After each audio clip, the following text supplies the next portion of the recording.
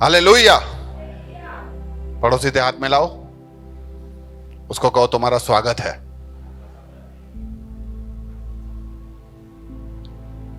आप ऐसे कितने लोग ऐसे हैं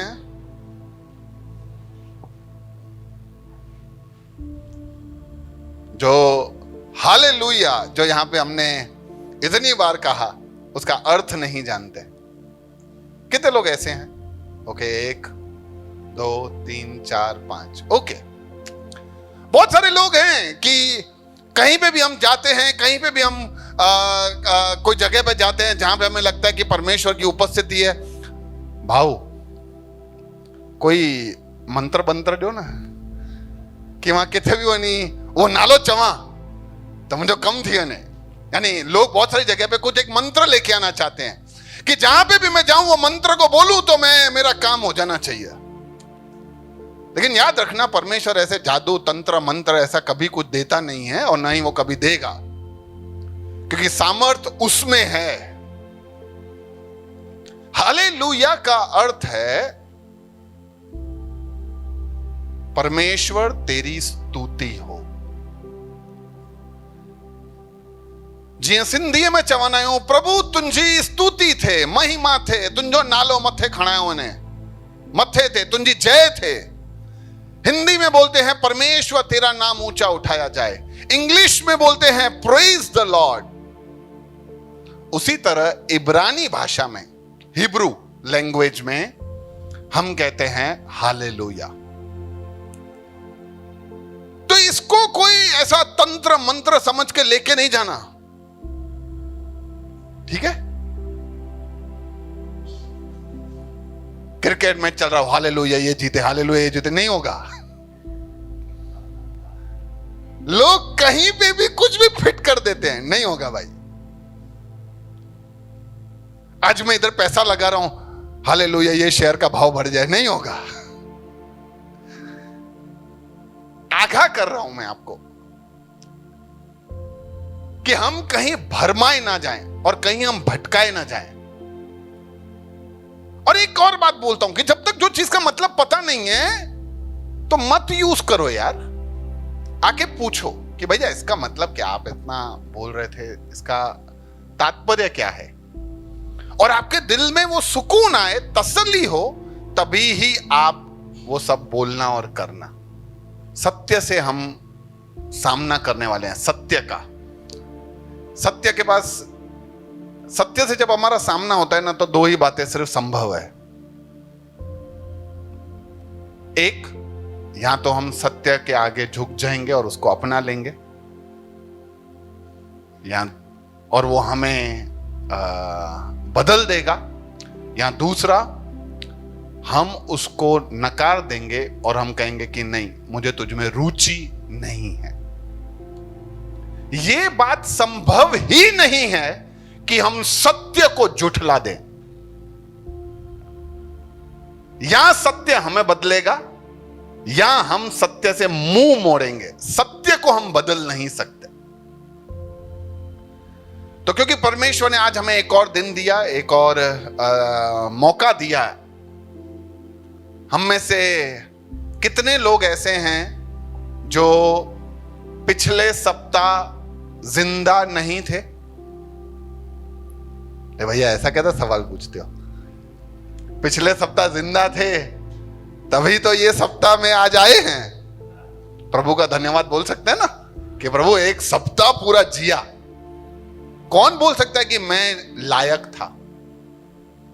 अच्छा, हम में से कौन बोल सकता है कि मैं आगे वाला हफ्ता भी जीऊंगा? नहीं। हर दिन जो हम जी रहे हैं, हर दिन जो हमें मिल रहा है, परमेश्वर की दया और अनुग्रह है। और परमेश्वर ने यदि अब तक हमको जिंदा रखा है, दादा बुद्धजो,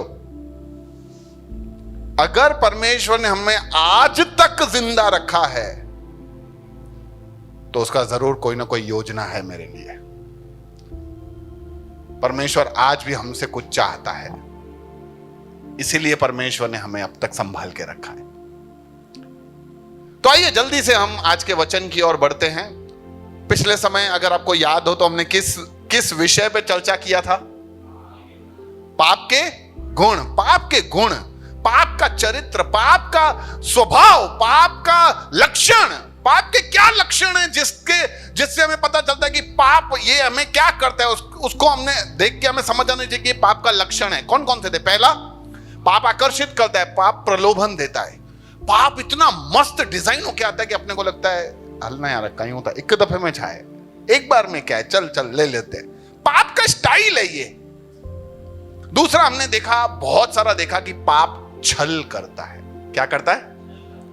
उसका आदत है, हमें भटकाता है, हमें बोलता है कोई टेंशन नहीं, सब करते हैं और तेरे को कोई वांदा नहीं आएगा, तू भी कर सकता है, ये ऐसा वैसा करके हमने बहुत सारी बातें सीखी थी। पाप छल करता है।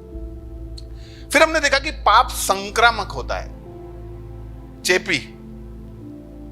आज आप देख रहे हो, एक जना है, अगले दिन में 2 जने हो जाएंगे, फिर 4 जने हो जाएंगे। चेपी रोग जैसा है। फिर मैंने उसमें एक उदाहरण दिया था कि एक सड़ा हुआ आम अगर एक आम की टोकरी में रखें तो पूरा टोकरी, बोलो सारी टोकरी जिसमें अच्छे फल थे, अच्छे आम थे, खुशबूदार आम थे,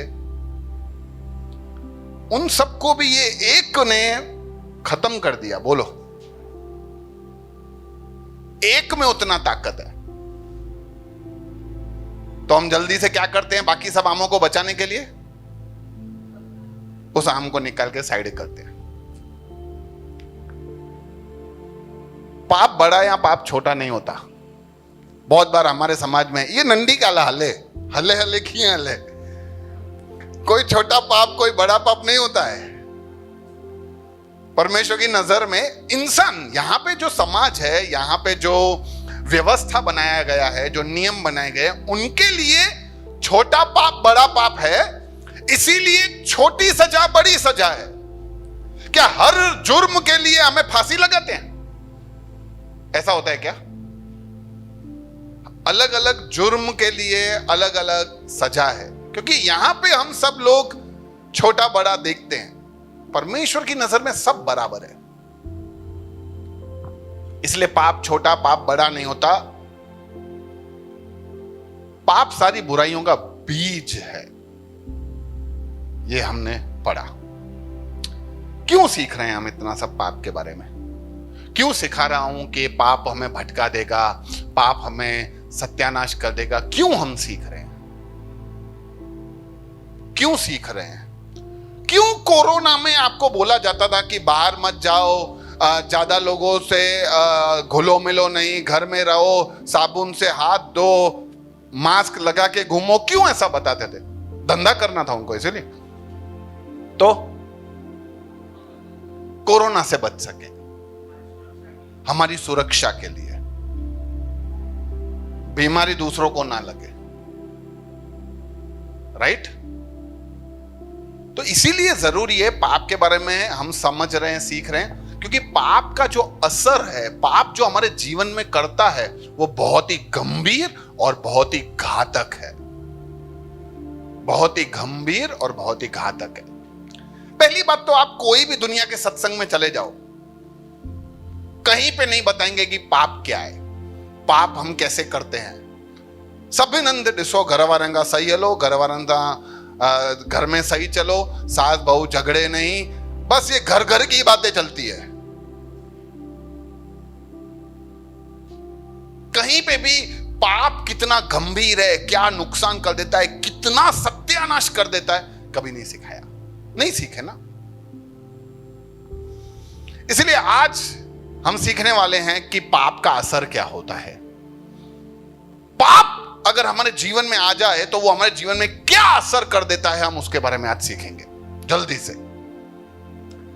पहली और सबसे बड़ी बात जो है, पाप की वजह से हम जीवन के स्रोत से अलग हो गए। क्या हो गया?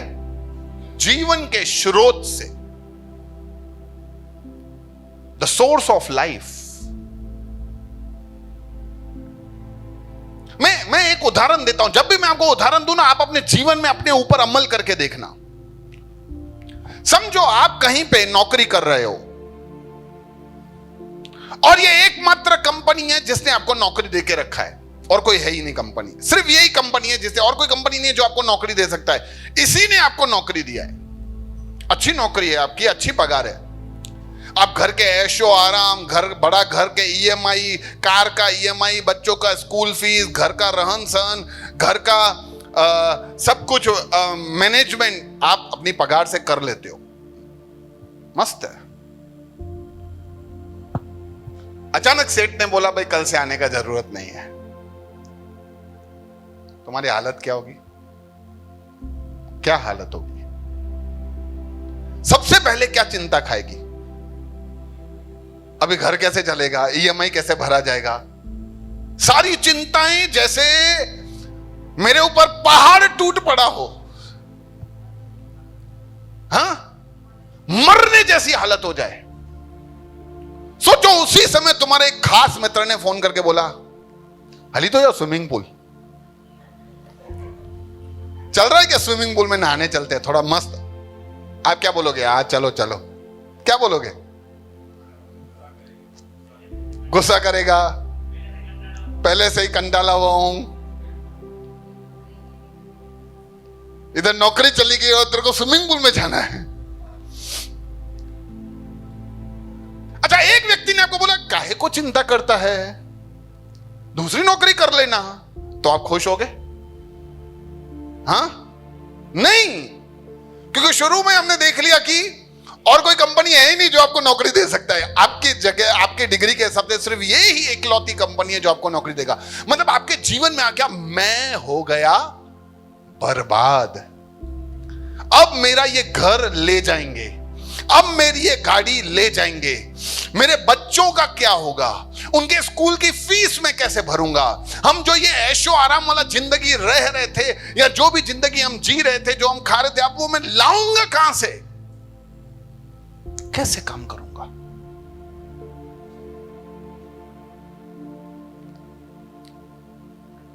पाप ने हमें जीवन के स्रोत से अलग कर दिया। ये असर जो ये व्यक्ति के ऊपर अभी बीत रहा है, जिसकी नौकरी चली गई है, उससे कहीं गुना ज्यादा है।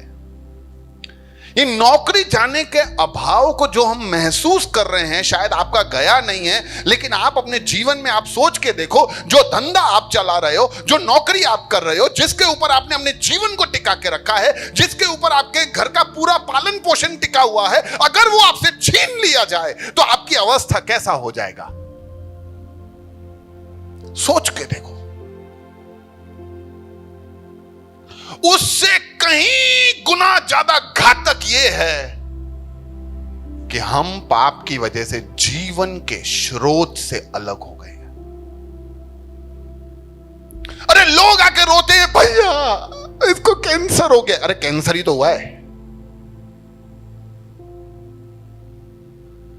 इसको कैंसर हो गया है, इसको ये बीमारी हो गई है, इसका धंधा बंद हो गया है, इसको प्रॉब्लम्स आ रही है, इसके ऊपर कर्जा चढ़ गया है। हम इन्हीं सारी प्रॉब्लम्स के अंदर इतना घुल मिल जाते हैं, इतना खो जाते हैं कि हम ये भूल जाते हैं कि भाई सबसे बड़ा प्रॉब्लम जो हमारे ऊपर लटक रहा है वो जीवन के स्रोत से हम अलग हो गए हैं।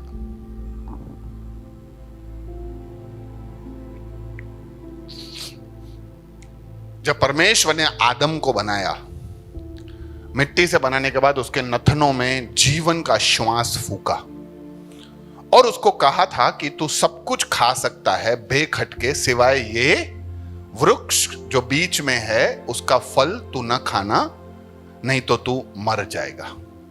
और आदम और हव्वा ने वो ही फल खाया।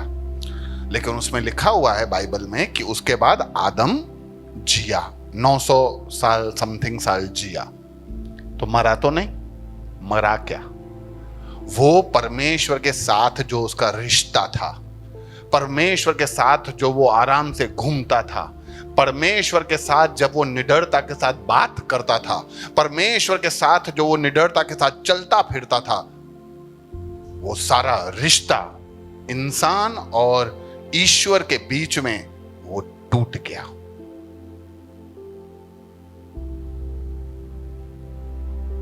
इसीलिए पाप ने हमें उस ईश्वर से जो हमारा रिश्ता है उसको तोड़ दिया है। अब देखो ना, आप में तो कोई ऐसा बोल नहीं सकता कि भैया ऐसा गलत है, मेरा ईश्वर के साथ रिश्ता है, नहीं है। तभी तो हम यहां सत्संग में बुला के आपको समझा के कि कितना पाप गहरा और गंभीर है जिसकी वजह से ये रिश्ता टूटा हुआ है। पाप वो दीवार की तरह है जो इंसान और ईश्वर के बीच में आ गया है, जिसको हम नहीं तोड़ सकते।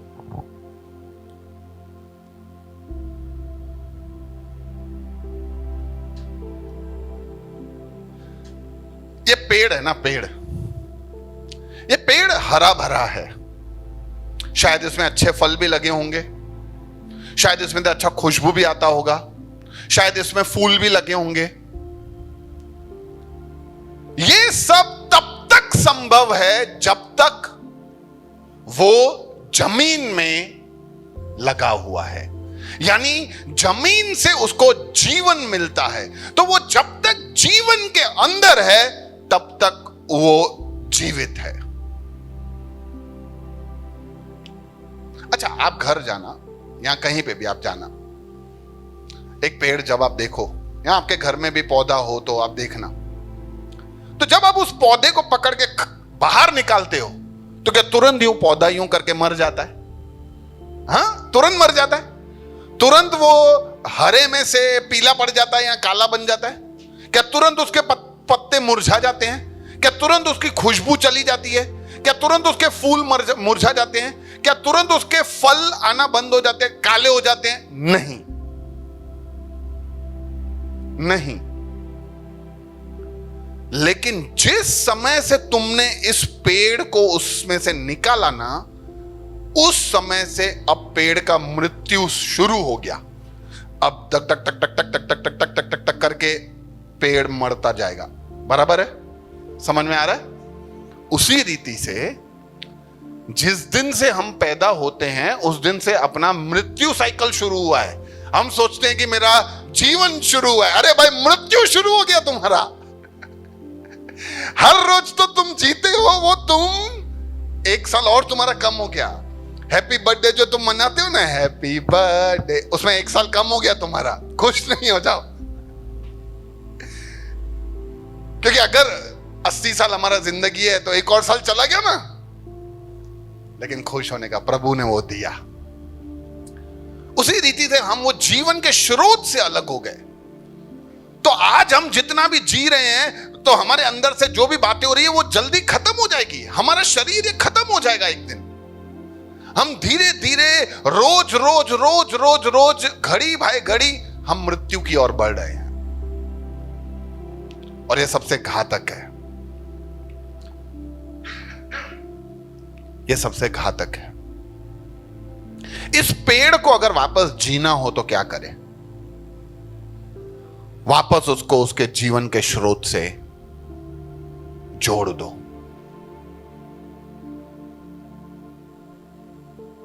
आपके पास कब तक समय है इसको जीवन के स्रोत के साथ जोड़ने के लिए? जब तक वो पेड़ जो निकाला तुमने मरा नहीं है। एक बार वो पूरा काला बन गया, एक बार उसके अंदर से सब कुछ चला गया, अब तुम उसको जमीन में घुसाओगे, अब वो काला सफेद नहीं होने वाला है। तो हमारे पास भी उतना जिंदगी है। आज हम सब यहां जिंदा हैं। कितने लोग बोलते हैं मैं कल तक जिंदा रहूंगा? नहीं, हमें नहीं पता हम कब तक जिंदा रहेंगे। तो जब तक हमारी जिंदगी है हमारे पास मौका है। हम तब तक अपने उस स्रोत से, ईश्वर से वापस जुड़ सकते हैं और फिर से हम वापस जिंदगी को प्राप्त कर सकते हैं। तो सबसे बड़ा असर जो पाप ने हमारे जीवन में कर दिया ना, वो ये था कि उसने हमें जीवन से, जो जीवन देता है, उससे हमें अलग कर दिया। जीवन ना आपको कोई आपका मां बाप दे सकता है, जीवन ना आपके कोई गुरु दे सकते हैं, जीवन ना आपके कोई मित्र यार दे सकते हैं, क्योंकि सबका जीवन समाप्त होने वाला है। आपको जीवन सिर्फ वो दे सकता है, अनंत जीवन, जो खुद अनंत है, और वो सिर्फ ईश्वर है। और क्या हो गया पाप की वजह से? ये वाला पिक्चर तो बहुत सारे लोगों ने देखा ही होगा, बहनों भाइयों ने देखा है। कितने लोगों ने ये वाला फोटो कभी आज तक अपनी जिंदगी में देखा है? देखा है ना सबने? जिनके भी बच्चे हैं वो देखा है, ठीक है। वो सोनोग्राफी करवाने जाते हैं तो हम अंदर बच्चे को देखते हैं, बड़े ही खुश होते हैं यार, बड़ी दुआएं, बड़े ही मन में खुशियां उमड़ती है कि वाह मेरा बच्चा। कभी घर जाके देखना कि बच्चा पैदा कैसे होता है, एक हफ्ते का वीडियो देखना, फोटोज आते हैं, आप ऐसे गूगल पे लिखना कि एक हफ्ते का फोटो, तो इतना सा होता है, फिर ऐसे कैसे कैसे कैसे करके बच्चा अंदर पैदा हो जाता है, बड़ा हो जाता है। क्या सेटिंग और सेटअप परमेश्वर ने अंदर करके रखा है। लेकिन सबसे बड़ा बात गड़बड़ क्या है पता है, हम पाप में पैदा होने लगे, हम पाप में पैदा होने लगे।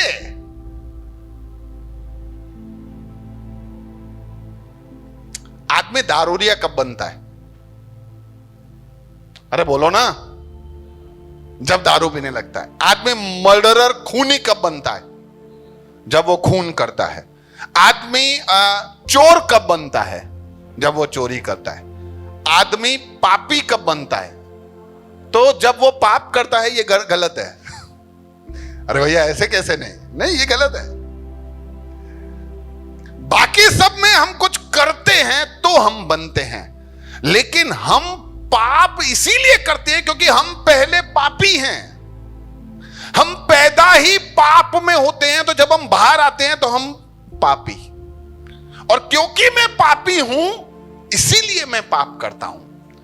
पाप करने की वजह से मैं पापी बना ऐसा नहीं तो फिर यह हो गया कि हर व्यक्ति पवित्र पैदा होता है, फिर वो पाप करता है, फिर वो पापी बनता है। नहीं, हर व्यक्ति पापी पैदा होता है, इसीलिए वो पाप करता रहता है। कितनों के छोटे बच्चे हैं, बहुत छोटे बच्चे, 3, 4, 5, 6 साल के आपके हैं। आपके क्या आपने कभी अपने बच्चों को झूठ बोलना सिखाया है? टेंट्रम करना सिखाया है? नाटक करना सिखाया है? कोई बात मनाने के लिए मां बाप को मैनिपुलेट, कैसे उनको धोखा देना है, ये सिखाया है? नहीं सिखाया। कैसे सीख गए? वो उनके अंदर है। ये सब पाप का असर है। हमें एक्चुअली उल्टा सिखाना पड़ता है। सच बोलो, सच बोलो, ऐसा सिखाना पड़ता है। अरे मैं क्यों बोलूं उनको सच बोलो सिखाऊं? वो तो उनके अंदर होना चाहिए ना। नहीं, उनके अंदर पाप है, इसीलिए हमें उनको सच बोलना सिखाना पड़ता है।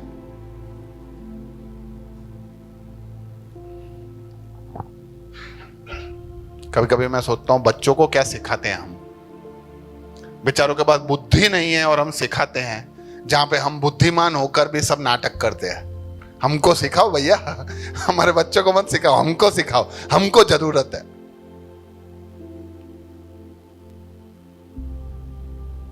हम पाप में पैदा होने लगे।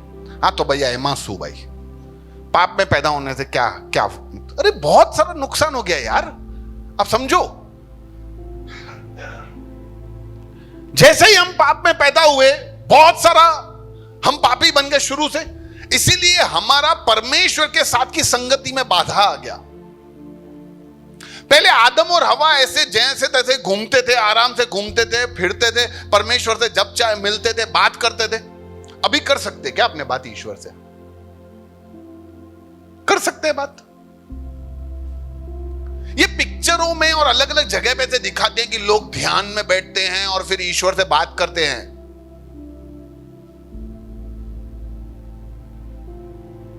तो ये नॉर्मल थोड़ी हुआ। नॉर्मल तो वो हुआ कि मैंने फोन लगाया, हाँ घनश्याम कहाँ है, हाँ भैया बोलो ना, ये हुआ डायरेक्ट बात करना। या मैं ऐसे यहां से बात कर रहा हूं, कमल कैसे हो, गोविंद कैसे हो भाई सब लोग, अशोक भाई कैसे हो, ये डायरेक्ट बात करना हुआ। ऐसा हम ईश्वर से बात कर सकते हैं? नहीं। आज भी हम देख रहे हैं, हर धर्म में हम देख रहे हैं कि ईश्वर से मिलने के लिए लोग घोर तपस्या करते हैं। मैंने एक बार एक कुंभ मेले में एक व्यक्ति को देखा जिससे अपना एक हाथ यूं 28 सालों से अपना हाथ को यूं पकड़ के रखा है ऊपर, ऐसे ही। उसका दूसरा हाथ इतना मोटा है और ये वाला हाथ इतना पतला हो गया है। एक व्यक्ति एक टांग पे खड़ा है इतने सारे सालों से, एक व्यक्ति अपने आप को कोड़े मार रहा है, हंटर मार रहा है। बहुत बार हम देखते हैं कि लोग यूं रास्ते पे गोलाटियां खा खा के कहीं एक जगह पे जा रहे हैं। क्यों कर रहे हैं ये सब? क्योंकि उनको ईश्वर से मिलना है। अरे ऐसे ही मिलो ना। नहीं मिल सकते। उनको लगता है कि नहीं, आसान नहीं है। अरे जब हमारे बाप ने हमको बनाया है, अगर मेरे पिता ने मुझको पैदा किया है, तो सोचो क्या मुझे मेरे पिता से बात करने के लिए, मुझे मेरे पिता से मिलने के लिए ऐसे गोलाटियां खा के जाना पड़े? कैसा हो? सोचो तो सही, कैसा हो?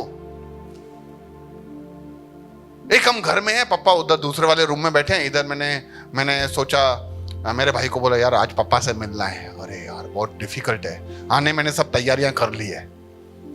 फिर मैं ऐसे गोलाटियां खा रहा हूं, मैंने गोलाटी खा के और मेरा भाई यूं मेरे को साफ करता जा रहा था। गोलाटी मिट्टियां होगी ना, तो गोलाटी खा के मैं पापा के पास पहुंचा। मैंने कहा पापा एक काम है।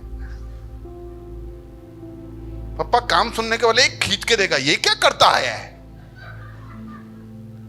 अरे पापा मैंने सोचा कि गोलाटियां खा के आपके पास पहुंचूंगा तो अच्छा लगेगा।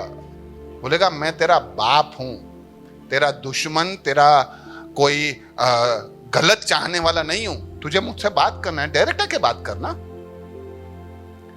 ईश्वर हम सबका पिता है, लेकिन हम ये बात भूल जाते हैं। हमें ऐसा लगता है ईश्वर से बात करने के लिए मैं भी तो कुछ करूं, ये कुछ करता है उससे ज्यादा मैं करूंगा। अच्छा तू 2 कलाक प्रार्थना करता है, 3 कलाक प्रार्थना करूंगा। अच्छा सुबह 6 बजे उठता है, 4 बजे उठूंगा। अच्छा रात को 1 बजे सोता है, 1:30 बजे सोऊंगा, मैं इससे ज्यादा करूंगा। अरे नहीं, ईश्वर तुम्हारे कामों को नहीं, ईश्वर हमारे दिल को देखता है। क्या दिल का परिस्थिति है। लेकिन लोग ये नहीं समझते ना। लोग ऐसा सोचते हैं कि नहीं, ईश्वर सा मिलण हुआ यानी स्नान करे आयो।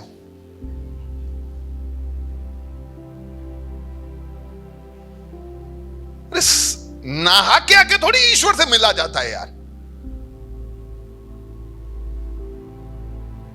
क्या लोगों ने सब बना दिया यार। बाधा आ गया, ये पाप की वजह से हो गया ये सब, कि ईश्वर से हम मिल ही नहीं पा रहे हैं।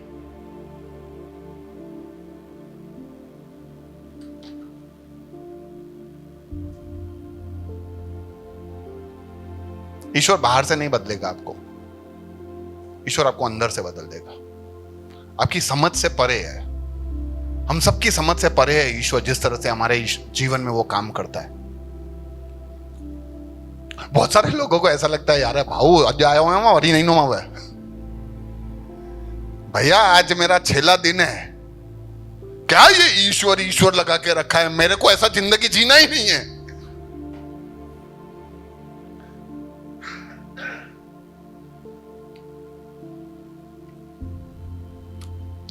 क्योंकि क्या हमें अंजाम पता नहीं ना। अंजाम पता हो तो हम समझ जावे कि कितना गंभीर है ये बात। अरे तुम उस जीवन से अलग हो गए हो यार।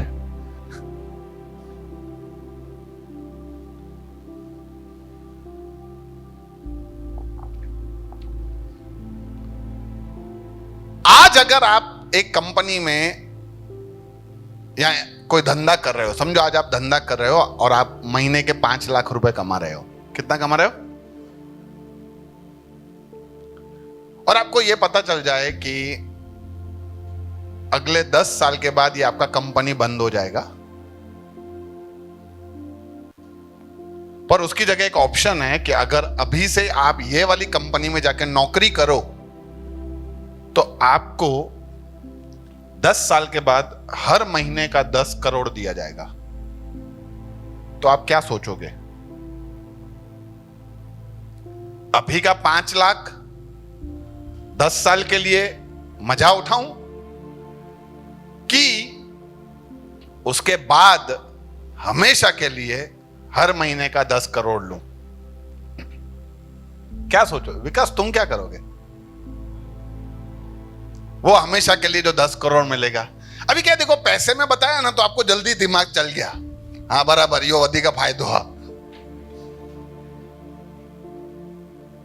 लेकिन अनंतता का जीवन के बारे में समझा रहा हूं तो नहीं समझ में आ रहा है। क्यों रिठुआ?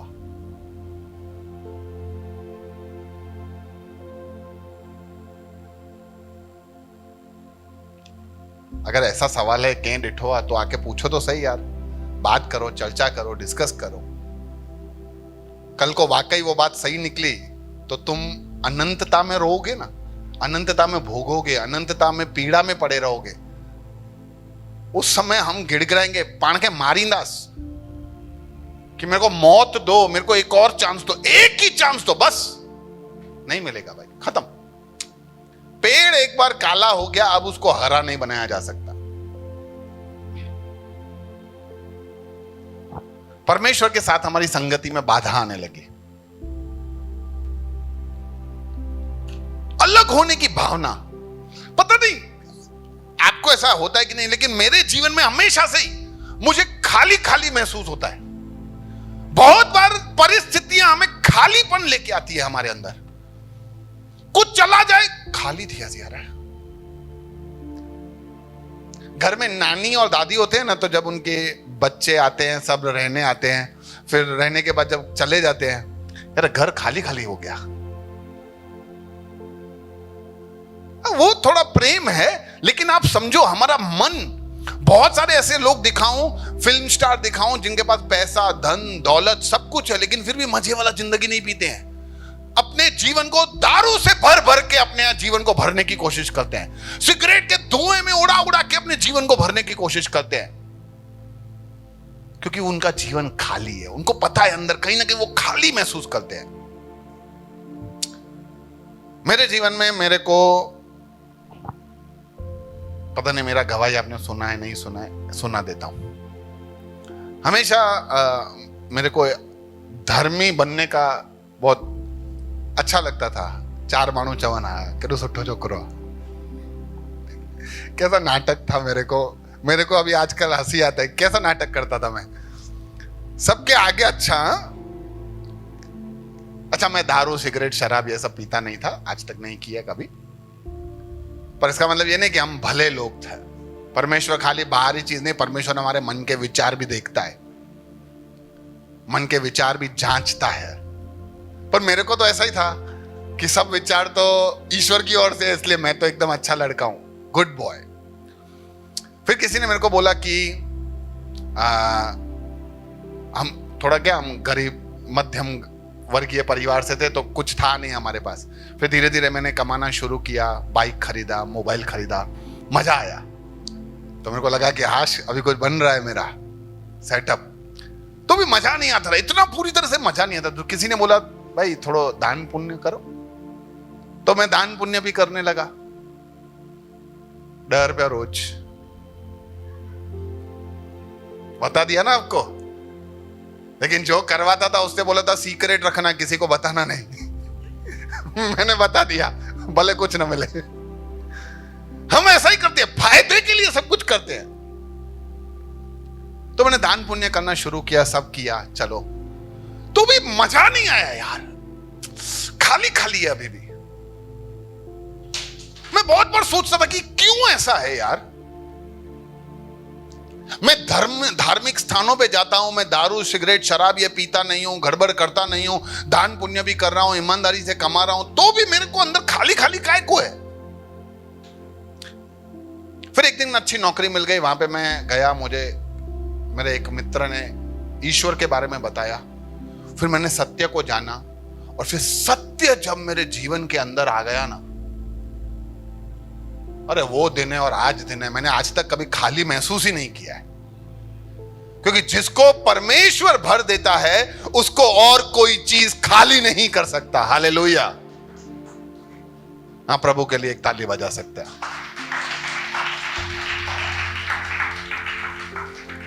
लेकिन जब तक आपके जीवन में ईश्वर नहीं है, आपको कभी न कभी, कहीं ना कहीं, कोई ना कोई बात से आपको हमेशा खालीपन रहेगा। आप में से अगर कोई ऐसा है जो बोल सकता कि नहीं भैया मैं खाली नहीं हूं, मैं संपूर्ण हूं, तो मैं नहीं मान सकता। क्योंकि आपको अभी भी कोई चीज की इच्छा होगी, ये कार हो जाए, ये कार होती तो ज्यादा अच्छा, ये घर होता तो ज्यादा अच्छा, बच्चे हमारे ऐसे होते तो ज्यादा अच्छा, मेरी बीवी थोड़ी और अच्छी होती, मेरा पति थोड़ा और अच्छा होता, सस सौरो हो जे तो अच्छा, सस सौरो न हो जे तो अच्छा। हर प्रकार का लोगों को सोच ऐसा, गलत सही सब सोचते रहते हैं। लेकिन जब प्रभु आपके जीवन में आ जाएगा ना, आपको फर्क ही नहीं, कचरा लगेगा सब। तो पाप में, क्योंकि हम अच्छा ये इसीलिए नहीं है क्योंकि हम सब पाप में पैदा होके बाहर आए हैं ना, इसीलिए हम सबके अंदर ये इनबिल्ट यूं सेपरेशन की फीलिंग रहती है। हमारा आनंद चला गया है।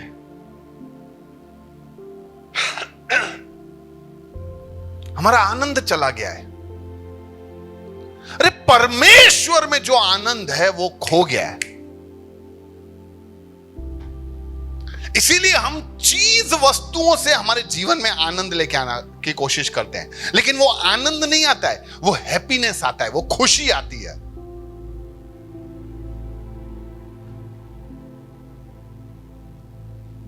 कौन सी चीजों से आपको खुशी मिलती है, मेरे को बताओ ना। अमित, आपने रिसेंटली कुछ नया खरीदा है? गाड़ी, मोबाइल, घर? गाड़ी खरीदा, खुशी हुई? उन्होंने ही बता दिया 15 दिन की। आप कुछ भी खरीद लो, कुछ भी लेके आओ, एक लिमिट है उसका, उसके बाद वापस। अब ठीक है यार, अभी क्या है। आप उस चीज को लेके जो उस दिन खुश थे, आप वो खुशी मेंटेन ही नहीं कर सकते, क्योंकि वो सिर्फ खुशी है यार। लेकिन परमेश्वर वो है जो आपको आनंद देता है। अच्छा, अगर हमारे पास, समझो मेरे पास मोबाइल है, मैं नया मोबाइल लेके आया, तो ये मोबाइल जब मैं लेके आऊंगा तो मुझे खुशी होगी, लेकिन वो मोबाइल गिर के टूट गया तो वापस उदासी आ जाएगी। लेकिन मेरी नौकरी है कि नौकरी नहीं है, मुझे पगार बढ़कर मिला कि मेरे को इंक्रीमेंट नहीं मिला, मेरे पास संतान है कि मेरे पास संतान नहीं है, अगर मेरे पास प्रभु है तो मैं हमेशा आनंदित रहूंगा। हालेलुया। क्योंकि आनंद बाहरी नहीं, आनंद अंदरूनी होता है। खुशी बाहर से दिखती है, इसलिए लोगों को देखकर छोड़ ज्यादा खुश लगो मैं। किसी को देख के, क्यों तेरा मुंह उदास है, लटका हुआ है मुंह, काय को? खुशी और उदासी बाहर से दिख जाता है, लेकिन आनंद हमारे अंदर होता है। कोई भी विपरीत परिस्थिति आ जाए, हमें थोड़ा दुख होता है, लेकिन वो दुख में हम बहकर लला छातियों, मुझे तो जिंदगी तबाह थी वही, बर्बाद हो गया मैं, ये ऐसा सब हम नाटक नहीं करते। आज कोई अजीज किसी के घर में चला जाता है तो उसको दुख तो होगा ना। मतलब मानो जैन ढीठ थी और रोई ना, तो नहीं, दुख होगा। कोई व्यक्ति, कोई अजीज है, कोई अपनी, कोई अभी मेरा भी नौकरी चला जाए तो मेरे को एक पल के लिए दुख तो होगा ना यार। लेकिन अभी क्या होगा, अभी मेरी जिंदगी का मकसद ही क्या रहा, अब तो मेरे को जीने का कोई अधिकार ही नहीं है, सुसाइड कर लेता हूं। अरे ये कोई तरीका थोड़ी है। मेरे जीवन से कोई चीज गई है, मेरे जीवन में अभी भी प्रभु जिंदा है, तो मेरे को आनंद की कोई कमी नहीं है। हालेलुया।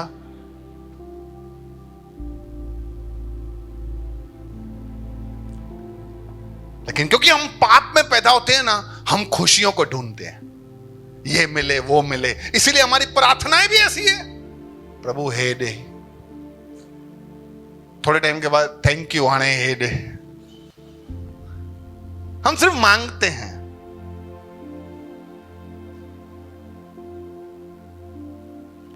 हमारा उत्साह खो गया, नो एक्साइटमेंट। कैसा जिंदगी है, कितने एक्साइटेड रहते हो तुम।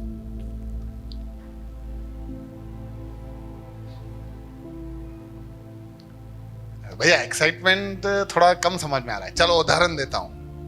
अगर यहां पे अभी अनाउंसमेंट किया जाए, कृपया करके सब लोग अगले सप्ताह अपना पासपोर्ट यहां जमा कराना, नहीं है तो निकलवा लेना। अगले महीने आप सबको 15 दिन के लिए यूरोप के टूर पे लेके जा रहे हैं। तो ये 1 महीना जो आपके जीवन में चलेगा ना, वो होगा एक्साइटमेंट। अरे भैया कब आएगा वो 1 महीना? बहुत सारी के बातें पूछोगे, भैया उधर किधर किधर जाएंगे हम, यूरोप में इटली में जाएंगे ना, हाँ जाएंगे ना, पेरिस जाएंगे ना, फ्रांस, हाँ वहां पे भी जाएंगे। कितनों को बताओगे तुम जाके कि तेरे को पता है मैं जा रहा हूं, यूरोप जा रहा हूं, पेड़ों तो वो जाचम में व्यनम। सब तुम बोलोगे यार, आपके हर शब्द में आपको एक्साइटमेंट दिखेगा यार।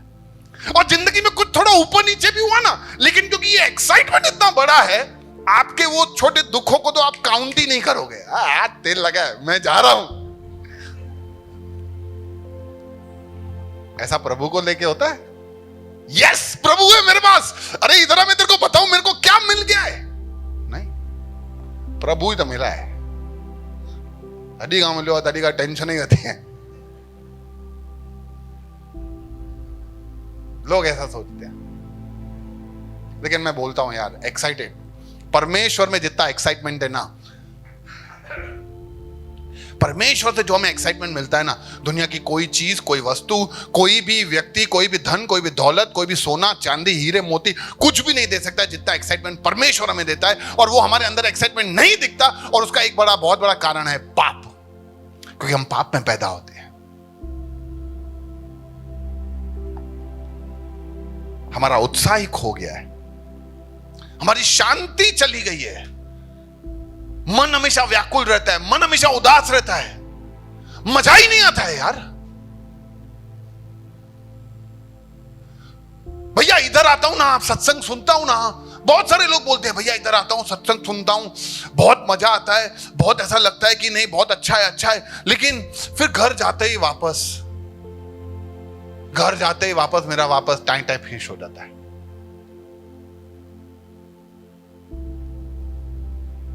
कारण है हमारी शांति नहीं है हमारे पास, क्योंकि फिर से हम शांति चीज वस्तुओं से ढूंढते हैं। परमेश्वर का वचन कहता है कि परमेश्वर जैसा शांति देता है ना, वो दुनिया की शांति जैसा नहीं है। उसका शांति इस संसार से परे है। उसका शांति हमें हर एक मुसीबत के ऊपर आने में मदद करता है। उसका शांति हमें आशा देता है। उसका शांति हमारे हिम्मत को बांधता है। उसका शांति हमारे जीवन में विश्वास भरता है कि अभी भी सब कुछ उसके नियंत्रण में है। आज किसी के बच्चे का अफेयर के बारे में, अपने बच्चे के अफेयर के बारे में आपको पता चले तो आप क्या करोगे? क्या करोगे? क्या करोगे? नॉर्मल होते तो क्या करते? कटे बेल्ट, सोट्यूं, धमाधम मारो उसको, ऐसा ही करते ना। सांसारिक पिता होते तो नहीं, प्रभु वाले भी ऐसा थोड़ा छड़ी तो उठा ही सकते हो। इसका मतलब ये नहीं कि छोड़ देने का, हाँ बेटा सब सही है करता रहे, ना ना ना ना ना। आप टेंशन में आ जाओगे। मैं ऐसे कितने लोगों से मिला,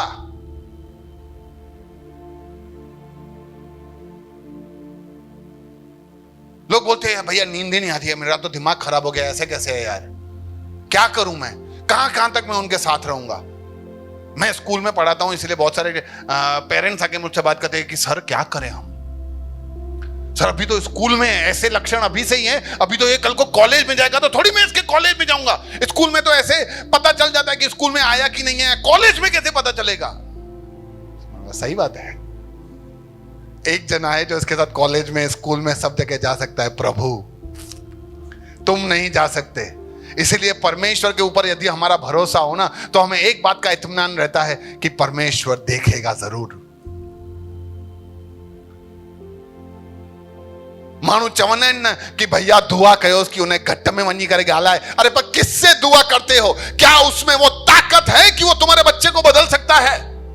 लेकिन मेरे खुदा में वो ताकत है कि हमारे हर एक बच्चे के ऊपर जब हम उसको दुआ करके पुकारते हैं तो उसमें ताकत है, सक्षम है, वो सामर्थ्य है कि वो हमारे बच्चों पे दया करेगा। तो हमारा शांति खोता नहीं है, क्योंकि मुझे पता है कि हर चीज उसके नियंत्रण में है। हालेलुया।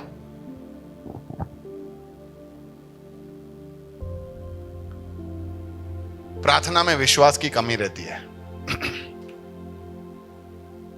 प्रार्थना में विश्वास की कमी रहती है।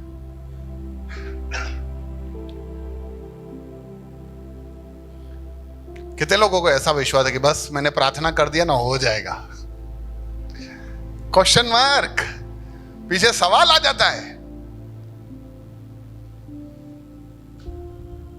आप में से बहुत सारे ऐसे बेटे या बेटियां होंगी जिनको अपने पिता पे इतना भरोसा है कि जो आके, अभी क्या है, ये जवान लोग जो थे ना, इन सबको, ये जो सब बैठे ना, इन सबको बाहर कहीं पे खाने के लिए जाना था।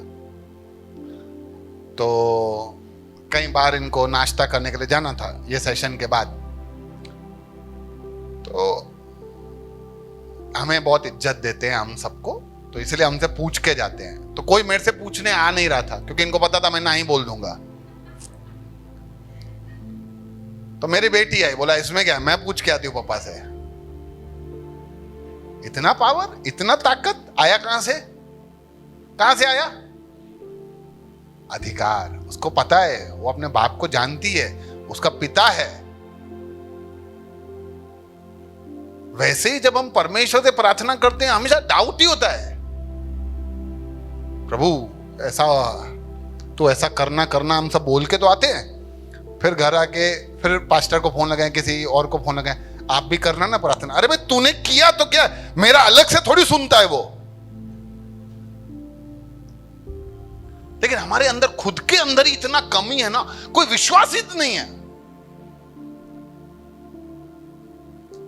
पाप की वजह से है। मैं बोलता हूं हमारे जीवन को जांच लेवे। अगर हमारा जीवन पाप रहित जीवन हम जी रहे हैं ना, देखो पाप रहित तो हम जी नहीं सकते, कहीं ना कहीं हमसे कभी ना कभी छोटी मोटी गलती हो जाती, लेकिन पाप करने और पाप होने में बहुत फर्क है अभी भी। क्योंकि ये पाप में शरीर हम लेके चल रहे हैं, अभी भी हमारा संघर्ष है आत्मा और शरीर के साथ, इसीलिए कभी कभी हमसे भी गलतियां हो जाती है। हमें पता होते हुए हम जानबूझकर भी गलतियां नहीं करते।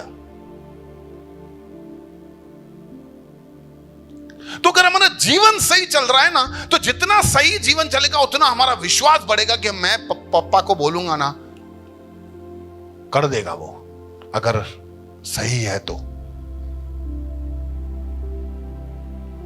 पर पाप की वजह से हमारे जीवन में ये सब भी बातें आ गई, हमारे अंदर विश्वास आ गया, विश्वास की कमी हो गई, डर का असर, ये सब कनेक्टेड है।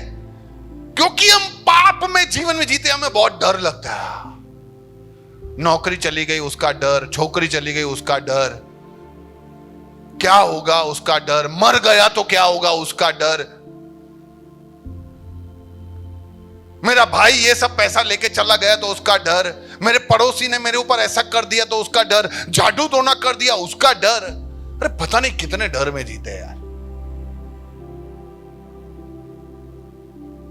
पाप में, पाप में।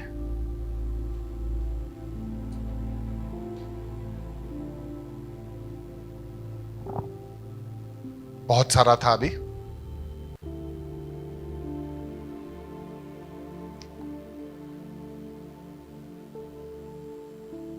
पाप में पैदा होने के इतने सारे असर हैं जो हमारे जीवन में आ जाते हैं। कितने लोग हैं आप में से, अपना हाथ उठाएं, जो इसी सब तकलीफों के साथ ही जीना चाहते हैं? कोई नहीं, जीना किसी को नहीं है ऐसे। अच्छा, कितने लोग आजाद होना चाहते हैं? कितने लोगों को इन सब से छुटकारा चाहिए? कितने लोग ऐसा बोलते हैं कि यार मैं थक गया हूं ऐसा जीवन जी जी के? कितने लोग बोलते हैं कि यार ये क्या जिंदगी है यार, ये ना जिंदगी का कोई मकसद है, ना जिंदगी का कोई लक्ष्य है। आपको पता है रेस में जो लोग दौड़ते हैं, देखा है ना ओलंपिक्स में जो लोग दौड़ते हैं, कौन सी चीज है जो उनको बल देता है दौड़ने का? कौन बता सकता है? कौन सी चीज है जो उनको बल देता है दौड़ने का? इनाम, ओके। लक्ष्य, सबसे बड़ा बात है लक्ष्य। क्योंकि जैसे दौड़ना शुरू करते हैं उनको पता है ये क्लोजिंग लाइन है, मुझे वहां तक ही दौड़ने का है। लेकिन सोचो कोई क्लोजिंग लाइन नहीं है, तुम्हें दौड़ते जाने का है बस। कितने लोग दौड़ सकते हैं? कोई नहीं। कितना भी एक्साइटमेंट लेके आओ खत्म हो जाएगा, कितना भी शांति भर के आओ चला जाएगा। क्योंकि कहां तक दौड़ना है यार, किधर तक? हमारे पास लक्ष्यहीन जिंदगी है कि लक्ष्य है हमारे पास? क्योंकि जिसके पास प्रभु है उसको पता चलता है कि उसके जीवन का लक्ष्य क्या है। आज अगर आप ऐसा सोच रहे हो कि मेरी जिंदगी का कोई मकसद नहीं है, मेरी जिंदगी का कोई लक्ष्य नहीं है, मेरा जिंदगी व्यर्थ है, मेरे को दुनिया ने नकारा, निकम्मा, नालायक, बेकार कहीं का समझ के रखा है, मेरे जिंदगी में इतने सारे उन्होंने नाम देके रखे हैं, लेकिन मैं आपको बताने जाता हूं तो कि परमेश्वर आपको देखता है तो बोलता है विजेता। परमेश्वर जब आपको देखता है तो बोलता है कि इसके द्वारा मैं रोशनी करूंगा। जब परमेश्वर आपको देखता है तो आपको बोलता है विक्टोरियस। परमेश्वर जब आपको देखता है तो बोलता है कि मेरा चुना हुआ व्यक्ति। परमेश्वर जब आपको देखता है बोलता है मेरा तो याजक जो अनेक लोगों को अंधेरे में से निकाल के रोशनी में लेके आएगा। परमेश्वर आपको ऐसे देखता है, हम ही अपने आप को ऐसे देखते रहता। और यह सब कारण है पाप। क्या करें फिर? पाप से छुटकारा पाने के लिए क्या करें?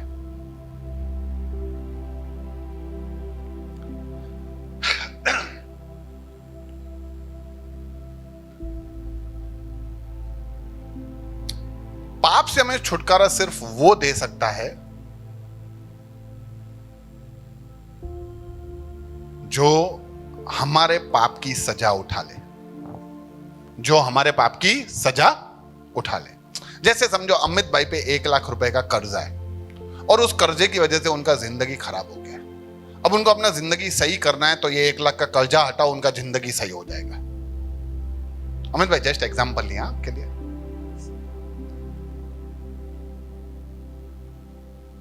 तो अब इनका जिंदगी सही बनाना है तो कैसे बनाया जा सकता है? कर्जा उतार के, सिंपल है, कर्जा उतार दो। अच्छा, कर्जा नहीं उतार पाए तो? कर्जा नहीं उतार पाए तो अनंतता के लिए इनको भेजो नरक में। नहीं भैया मैं 1 लाख रुपए दे दूंगा। उन्होंने तुरंत बाजू में कमल को बोला, कमला दे दो 1 लाख रुपया। कमल बोला मेरे ऊपर ही खुद का कर्जा चढ़ा हुआ है, मैं कहां से दूं? उन्होंने आगे बोला दूसरे को, राम भाई को, राम भाई पैसा उधार चाहिए। बोला भाऊ मुझे मत ही कर्ज चढ़ेला, मां किए जाऊं ताके, मैं भी लोगों से मांग रहा हूं। अब ये जिनसे भी मांगने जा रहे हैं वो भी किसी से मांग रहे हैं। यानी इन शॉर्ट एक पापी व्यक्ति दूसरे पापी व्यक्ति को बचा नहीं सकता, क्योंकि हम सब पापी हैं, क्योंकि हम सब लोग पाप में पैदा हुए हैं। सिर्फ 2 व्यक्ति थे जो पाप में पैदा नहीं हुए। कौन? इंसान में 2 व्यक्ति थे जो पाप में पैदा नहीं हुए। कौन? आदम और हवा। आदम और हवा बिना पाप के पैदा, वो पाप कर कर पापी बने, और आदम और हवा में से हम सब आए हैं, तो इसलिए हम सब पैदा ही पापी होते हैं।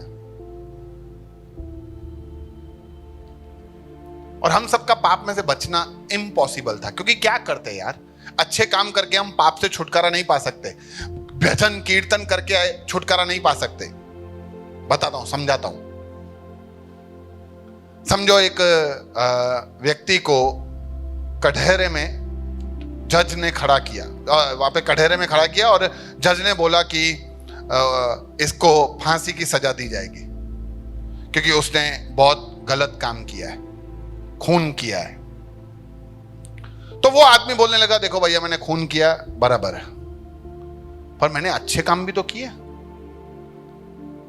मैंने घर बनवाए हैं गरीबों के लिए, मैं गरीबों को लंगर खिलाता हूँ, मैं गरीबों को खाना खिलाता हूँ, मैं ठंडियों में गरीबों को कंबल बांटता हूँ, मैं लोगों की सेवा करता हूँ, मैं अनाथों के लिए आश्रम खुलवाए हैं, मैं बूढ़े लोग जिनको जो बूढ़े हो जाते हैं इनके बच्चे निकाल देते हैं, मैंने उनके लिए आश्रम बनवाए हैं, मैं इतनी सारे अच्छे अच्छे काम करता हूँ, मैं मेरी बीवी के प्रति वफादार हूँ, मैं मेरे बच्चों के प्रति कर्तव्य वाला हूँ। आपको क्या लगता है जज छोड़ देगा? छा मानो है यार, छड़े जोस जज छोड़ेगा? नहीं, बोलेगा बराबर है, तेरी अच्छाइयां तेरी बुराई को ढांप नहीं सकती, जैसा ये संसार हमें सिखाता है। संसार सिखाता है हाँ सुठो कयो, हाणे जेको किन्नो थियो, अभी अच्छा अच्छा करो। अरे अच्छा करने से बुराई जाता नहीं है, और बुराई का दंड हमारे ऊपर अनंतता का लगा पड़ा है। और हम सब निहत्ते निसहाय बैठे हुए थे। तभी परमेश्वर ने, जो महिमा में खुदा है, जिसके एक शब्द से सब कुछ रचाया गया है, वो अपनी महिमा को छोड़कर एक निर्बल व्यक्ति के समान यीशु मसीह के रूप में इस पृथ्वी पे आया। अच्छा, हम सब पैदा ही पापी कैसे होते हैं? क्योंकि मैं पापी हूं, मैंने पाप किए हैं, मेरी पत्नी पापी है, उसने भी पाप किए हैं। अब हम दोनों से जो संतान पैदा होगा वो पापी ही पैदा होगा। अरे आम का पेड़ बो तो थोड़ी कोई सेब निकलता है, आम के पेड़ में से और कांटे के पेड़ में से तो दो पापियों से पापी ही निकलेगा। इसीलिए यीशु मसीह कंवारी में से पैदा हुआ। जिस तरीके से आज बच्चे एक पुरुष और एक पति और पत्नी के मिलन से पैदा होते हैं, वैसे यीशु मसीह पैदा नहीं हुआ। यीशु मसीह कंवारी में से पैदा हुआ। इसलिए उसका जो जन्म था वो पाप रहित था। उसने अपने पूरे जीवन काल में कभी कोई पाप नहीं न किया न सोचा। दुनिया में कितने सारे महागुरु महापुरुष अपने आप को बताने वाले आए, जिन्होंने बोला कि मैं आया हूं तुम्हें बचाने के लिए और पापियों का नाश करने के लिए, सिवाय यीशु मसीह के जो आया पापियों को बचाने के लिए, क्योंकि हम सब पापी हैं। कौन ऐसा होगा जो हमसे इतना प्यार करेगा? अरे अच्छे के लिए तो हम अच्छा कर सकते हैं, लेकिन हम जैसे पापियों के लिए अपने जीवन को दे देना। यीशु मसीह आया, अपने आप को क्रूस पर चढ़ा दिया और कहा कि जितने लोग विश्वास करते हैं, क्या करते हैं? ऐसा नहीं लिखा है जितने लोग क्रिश्चियन बनते हैं, नहीं। जितने लोग गले में क्रॉस पहनते हैं, नहीं। जितने लोग बाहर से अब से सफेद कपड़े पहन के चलेंगे, नहीं। जितने लोग बाइबल लेके घूमेंगे, नहीं। जितने लोग विश्वास करते हैं। क्या विश्वास करते हैं? मैं पापी हूं, मैं मेरे पापों का भुगतान नहीं कर सकता, मेरे लिए यीशु मसीह आया, उसने मेरे सारे पापों को लेके क्रूस पर चढ़ गया, अब मेरे पाप क्षमा, उसका जीवन मुझे, खत्म। तुम हो गए पाप रहित, धो दिया तुमको बाहर से भी अंदर से भी, ताकि हम परमेश्वर के साथ अनंत जीवन बिता सके। और परमेश्वर यीशु मसीह का स्टोरी यहां खत्म नहीं होता। अगर ऐसा होता तो हमारा यीशु मसीह पे विश्वास करना व्यर्थ होता, क्योंकि बहुत सारे ऐसे महागुरु आए, महापुरुष आए, जिन्होंने अच्छी अच्छी बातें सिखाई और कहा कि मैं तुम्हें इस मौत के चक्र से उस साइड पे लेके जाऊंगा जहां पे अनंत जीवन है, लेकिन सब खुद ही मर गए सिवाय यीशु मसीह के। यीशु मसीह आया, हमारे लिए मारा गया और तीसरे दिन जी उठा। वो जी उठा। जी उठने का तात्पर्य उसे दिखा दिया कि पाप के ऊपर मैं विजयंत हूं, क्योंकि बाइबल सिखाता है कि पाप की मजदूरी मृत्यु है। तो यीशु मसीह को मृत्यु क्यों नहीं आया? क्योंकि वो पाप रहित था।